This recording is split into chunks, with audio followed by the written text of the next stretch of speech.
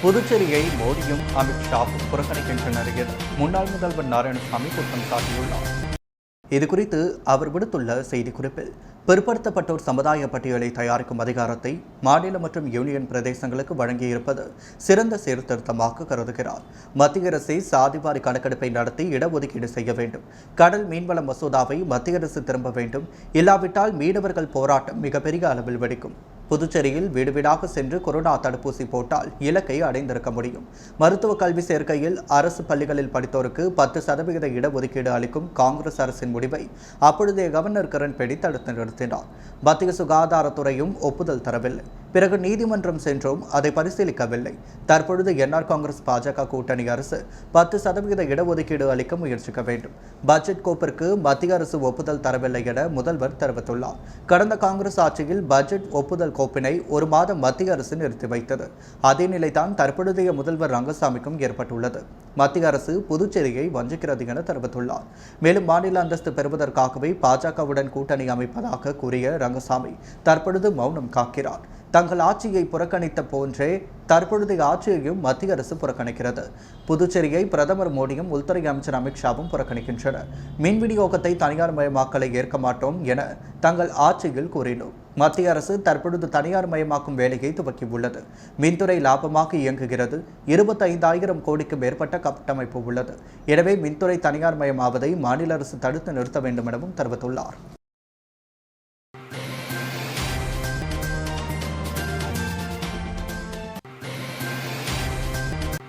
மாநில அளவிலான துப்பாக்கி சுடும் போட்டியினை உள்துறை அமைச்சர் நமசிவாயம் துவக்கி வைத்தார். வஜ்ரா அகாடமி சார்பாக மாநில அளவிலான துப்பாக்கி சுடும் போட்டி தனியார் பள்ளி வளாகத்தில் நடைபெற்றது. இதில் சிறப்பு விருந்தினராக அமைச்சர் நமசிவாயம் கலந்து கொண்டு துவக்கி வைத்தார். மேலும் இந்த நிகழ்ச்சியில் பல்வேறு மாநிலங்களைச் சேர்ந்த வீரர்கள் பங்கேற்றனர்.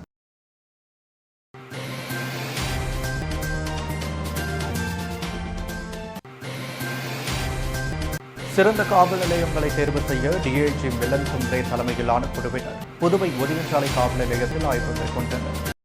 புதுச்சேரி மாநிலத்தில் சிறப்பாக செயல்படும் போலீஸ் ஸ்டேஷன்கள் தேர்ந்தெடுக்கப்பட்டு விருது வழங்கும் திட்டம் கடந்த 2003ஆம் ஆண்டு முதல் செயல்படுத்தப்படுகிறது.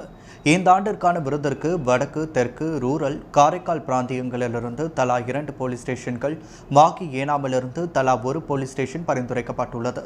குற்றங்களில் புலனாய்வு விகிதம், சட்டம் ஒழுங்கு பேணுதல், தூய்மை, மனித உரிமை பாதுகாத்தல் உட்பட 11 அளவீடுகள் அடிப்படையில் சிறந்த போலீஸ் ஸ்டேஷன் தேர்ந்தெடுக்கப்படும்.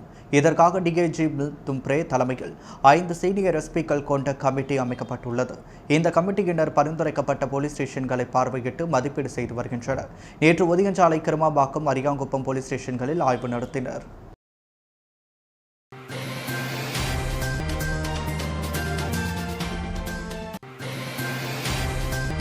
புதுவை துணைநிலை ஆளுநர் தமிழிசை சவுந்தரராஜன் டெல்லியில் பிரதமர் நரேந்திர மோடியை சந்தித்து பேசினார்.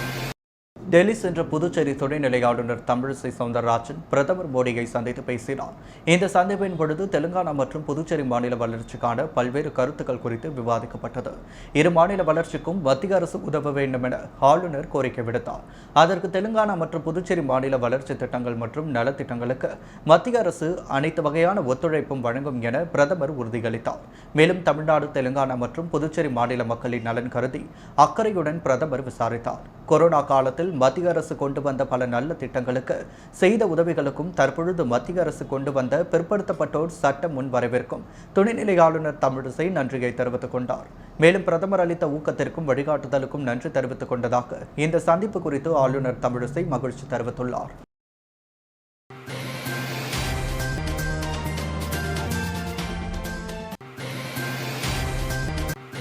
தனியார் மகளிர் சுய உதவிக்குழு பெண்களுடன் உழவர்கரை தொகுதி சட்டமன்ற உறுப்பினர் சிவசங்கர் ஆலோசனை நடத்தினார். உழவர்கரை தொகுதி சட்டமன்ற உறுப்பினர் சிவசங்கர் தலைமையில் மக்கள் குறை கேட்பு கூட்டம் மற்றும் தனியார் மகளிர் சுய உதவிக்குழு பெண்களிடம் ஆலோசனை கூட்டம் கம்பன் நகர் பகுதியில் உள்ள சமுதாய நலக்கூடத்தில் நடைபெற்றது.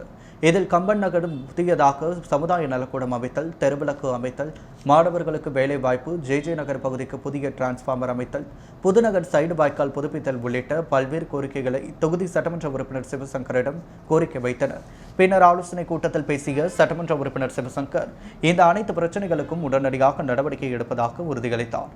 இந்த கூட்டத்தில் பல்வேறு மகளிர் சுய உதவி குழுக்கள் மற்றும் பொதுமக்கள் ஏராளமானோர் கலந்து கொண்டனர்.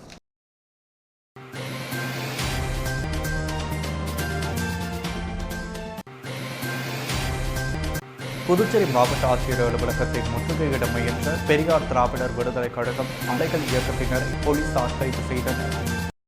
புதுச்சேரி மேட்டுப்பாளையம் பகுதியில் கடந்த சில வாரங்களுக்கு முன்பு பெட்ரோல் நிலையத்தில் வேலை கேட்டு வந்த திருச்சியை சேர்ந்த சதீஷ்குமார் என்ற இளைஞரை பெட்ரோல் ஊற்றி தீ வைத்து எரித்த புகாரில் சம்பந்தப்பட்ட குற்றவாளிகள் மீது வன்கொடுமை தடுப்பு சட்டத்தின் கீழ் காவல்துறை வழக்கு பதிவு செய்ய வலியுறுத்தியும், மேலும் இது தொடர்பாக குற்றவாளிகளை காவல்துறை உடனடியாக கைது செய்து SC/ST வன்கொடுமை தடுப்பு சட்டத்தில் குற்றவாளிகள் மீது வழக்கு பதிய வலியுறுத்தியும், மேலும் பெட்ரோல் நிலையத்தை மூட வைக்க வேண்டும் என்றும் புதுச்சேரியில் சமீப காலமாக தாழ்த்தப்பட்டோர் மீதான வன்கொடுமை அதிகரித்து வருகிறது. இதனை தடுக்க நடவடிக்கை எடுக்க வேண்டும் என்ற கோரிக்கையை முன்வைத்து பெரியார் திராவிடர் விடுதலை கழகம், அலைகள் இயக்கம், அகில இந்திய மக்கள் இயக்கம் ஒருங்கிணைந்து புதுச்சேரி மாவட்ட ஆட்சியர் அலுவலகத்தை முற்றுகையிடும் போராட்டத்தில் ஈடுபட்டனர். இந்த போராட்டம் காரணமாக மாவட்ட ஆட்சியர் அலுவலகம் முன்பு பரபரப்பான சூழ்நிலை ஏற்பட்டது. இதைத் தொடர்ந்து ஆர்ப்பாட்டக்காரர்களுக்கு காவல்துறையினருக்கும் தள்ளுமுள்ளை ஏற்பட்டதை தொடர்ந்து ஆர்ப்பாட்டத்தில் ஈடுபட்ட 50க்கும் மேற்பட்ட பெரியார் திராவிட கழகம், அலைகள் இயக்கம் உள்ளிட்ட நிர்வாகிகளை காவல்துறையினர் கைது செய்தனர்.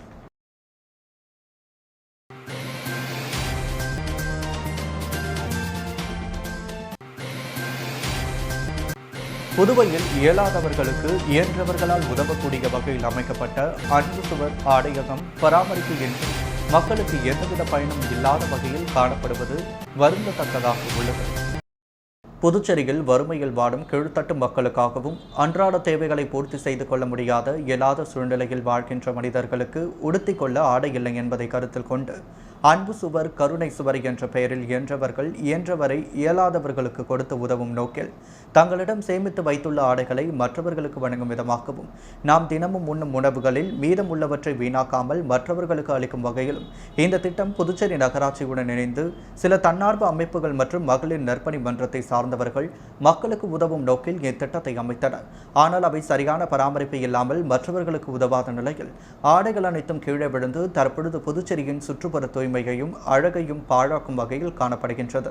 அமைக்கப்பட்ட அன்பு சுவருக்கு ஒரு கதவு அமைந்திருந்தால் மற்றவர்கள் வைக்கும் ஆடைகள் கீழே விழாமலும், எடுத்து செல்பவர்கள் கதவை அடைத்துவிட்டால் ஆடைகளை பாதுகாப்பாகவும் சுற்றுப்புற சீர்கேட்டையும் தடுக்க முடியும். மேலும் ஒரு முக்கியமான தகவல், புதுச்சேரி ஒதியஞ்சாலை காவல் நிலையத்திற்கு அருகே அமையப்பெற்ற கருணை சுவர் அக்ஷயா பாத்ராவில் உணவுகள் கெடாமல் இருக்க குளிர்சாதன பெட்டியும் ஆடைகளை பாதுகாப்பதற்கு தேவையான காவலர்களை நியமித்து அதனை பராமரித்து மற்றவர்களுக்கு உதவும் நோக்கில் இயங்கி வருவது மிகவும் பெருமைக்குரியது. தயவு கூர்ந்து புதுச்சேரி நகராட்சி இதனை நேர்கொண்டு கண்காணித்து இதற்கான சரியான நடவடிக்கை எடுக்க வேண்டும் என்பது அனைத்து தரப்பு மக்களின் எதிர்பார்ப்பாக உள்ளது.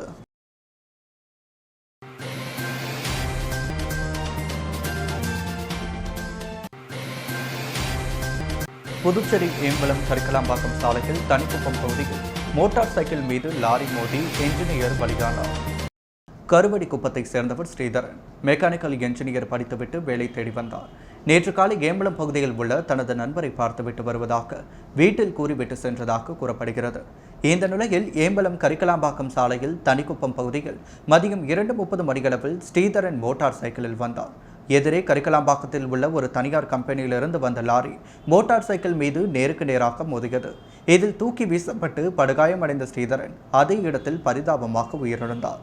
இது பற்றி தகவல் அறிந்த வில்லியனூர் போக்குவரத்து போலீசார் சம்பவ இடத்திற்கு விரைந்து சென்று ஸ்ரீதரன் உடலை கைப்பற்றி பிரேத பரிசோதனைக்காக அரசு மருத்துவமனைக்கு அனுப்பி வைத்தனர். மேலும் விபத்து குறித்து வழக்கு பதிவு செய்து விசாரணை நடத்தி வருகின்றனர்.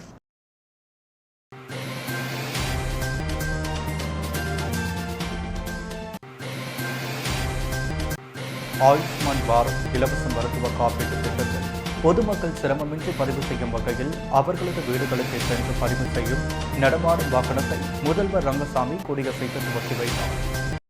புதுச்சேரி மாநிலத்தில் சிகப்பு குடும்ப அட்டைதாரர்களுக்கு செயல்படுத்தப்பட்டு வரும் பிரதம மந்திரி ஆயுஷ்மான் பாரத் இலவச மருத்துவ காப்பீட்டு திட்டத்தில் பொதுமக்கள் சிரமமின்றி பதிவு செய்யும் வகையில் அவர்களது வீடுகளுக்கே சென்று பதிவு செய்வதற்கான நடமாடும் வாகனத்தை சட்டப்பேரவை வளாகத்தில் முதலமைச்சர் ரங்கசாமி கொடியசைத்து துவக்கி வைத்தார்.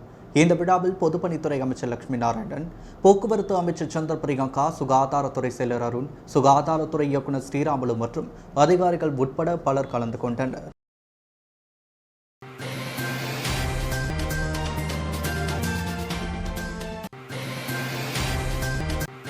புதுச்சேரி ஆம்பூர் சாலையில் ஆக்கிரமிப்பு கடைகளை பொதுப்பணித்துறை அதிகாரிகள் அதிரடியாக அகற்றினர்.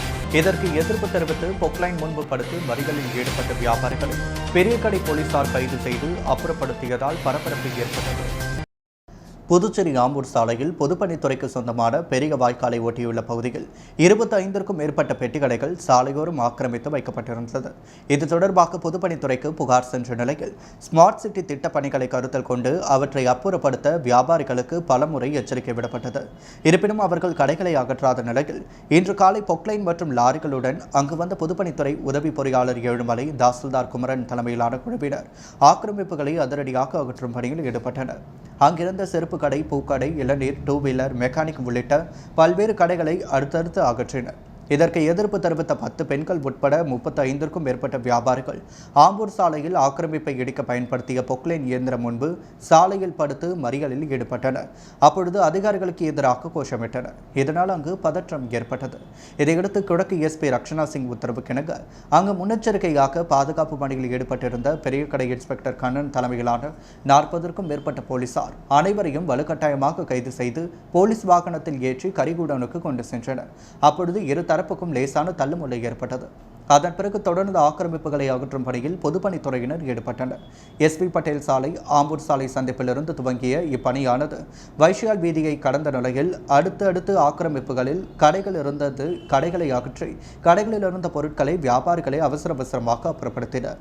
இருப்பினும் எதையும் பொருட்படுத்தாத பொதுப்பணித்துறையினர் அங்கிருந்த கடைகளை பொருட்களுடன் அப்புறப்படுத்தினர்.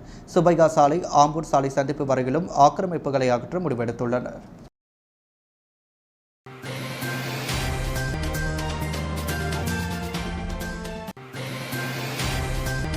பிற மாநிலங்களை பின்பற்றி புதுச்சேரியில் கேளிக்கை வரியை மாற்றி அமைக்க வேண்டும் என முதல்வர் ரங்கசாமியிடம் கேபிள் டிவி ஆபரேட்டர்கள் சட்டமன்ற உறுப்பினர் ஜான்குமார் தலைமையில் மனு அளித்தனர்.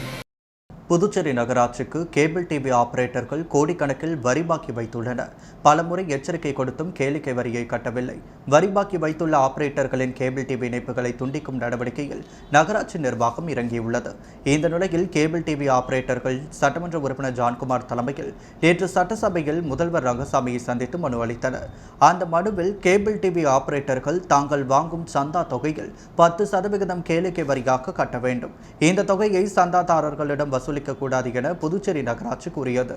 அதன்படி தாங்கள் சந்தாதாரர்களிடம் எந்த வரியையும் வாங்கவில்லை. கடந்த 2018ஆம் ஆண்டு முதல் ஜிஎஸ்டி வரியை செலுத்தி வருகிறோம். ஜிஎஸ்டி வரி செலுத்துவதால் பல மாநிலங்களில் கேளிக்கை வரியை ரத்து செய்துவிட்டனர். அதுபோல் புதுச்சேரியிலும் கேளிக்கை வரியை செட்டாப் பாக்ஸ் என்ற அடிப்படையில் மாற்றி அமைக்க வேண்டும் என அந்த மனுவில் குறிப்பிடப்பட்டுள்ளது. இந்த சந்திப்பின் பொழுது சட்டமன்ற உறுப்பினர்கள் நாச்சிம், மணிப்பால் கண்ணடி, நேரு, வைத்தியநாதன், வெங்கடேசன், ராமலிங்கம், விவிலியன் ரிச்சர்ட் ஆகியோர் உடனிருந்தனர்.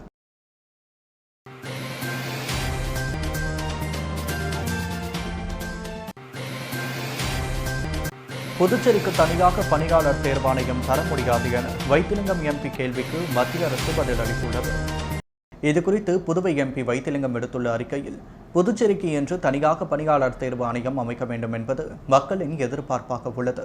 பாஜக தனது தேர்தல் அறிக்கையில் புதுவைக்கு என தனி தேர்வாணையம் அமைப்பதாக உறுதியளித்துள்ளது. இது தொடர்பாக நிதி மந்திரி நிர்மலா சீதாராமன், பாஜக மாநில தலைவர் சுவாமிநாதன், உள்துறை அமைச்சர் நமசிவாயம் ஆகியோரும் உறுதிமொழி தந்தனர். அதன் அடிப்படையில் நாடாளுமன்றத்தில் ஒரு கேள்வியை எழுப்பியதாகவும், அதாவது புதுச்சேரிக்கு பணியாளர்கள் தேர்வாணையம் தேவை என்று எடுத்து கூறியிருந்தேன். அதற்கு மத்திய அரசு எழுத்துப்பூர்வமாக அளித்துள்ள பதிலில் தர முடியாது என்று மறுத்துள்ளது. ஏற்கனவே நிதிக்குழுவில் புதுச்சேரியை சேர்க்க வேண்டும் என்று வலியுறுத்தியதற்கு வாய்ப்பு இல்லை என்று மத்திய அரசு பதில் அளித்துவிட்டது. புதுச்சேரியில் கூட்டணி ஆட்சியில் உள்ள என்ஆர் காங்கிரஸ், பாஜக தேர்தல் அறிக்கையில் இடம்பெற்றுள்ளபடி தேர்வாணையமும் நிதிக்குழுவில் புதுச்சேரியை சேர்க்கவும் மத்திய அரசை வலியுறுத்தி பெற வேண்டும் என அந்த அறிக்கையில் வைத்திலிங்கம் எம்பி தெரிவித்துள்ளார்.